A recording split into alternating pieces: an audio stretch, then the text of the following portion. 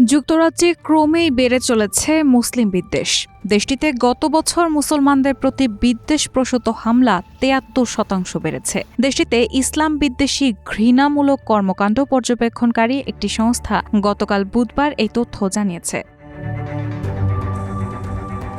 স্বেচ্ছাসেবী সংগঠন টেল মামায়ের বরাত দিয়ে সংবাদমাধ্যম বিবিসি জানায়, গত বছর যুক্তরাজ্যে মুসলমানদের প্রতি বিদ্বেষপ্রসূত ঘটনা সম্পর্কিত ৬,০০০-এর বেশি অভিযোগ পাওয়া গেছে। এটি ২ বছর আগের তুলনায় প্রায় দ্বিগুণ। সংস্থাটির প্রধান ইমান আত্তা বলেছেন, যুক্তরাজ্যে মুসলিমদের জন্য এখন সবচেয়ে বিপজ্জনক সময়। টেলমামা নামের সংগঠনটি ২০১২ সালে গঠিত হয়। সংস্থাটি ইসলাম বিদ্বেষ সম্পর্কিত ঘটনার তথ্য সংগ্রহ ও এই সম্পর্কিত প্রতিবেদন প্রকাশ করে আসছে। তাদের সাম্প্রতিক প্রতিবেদন অনুযায়ী মুসলিম বিদ্বেষ সম্পর্কিত ঘটনায় নারীদের তুলনায় পুরুষেরা বেশি আক্রান্ত হচ্ছে।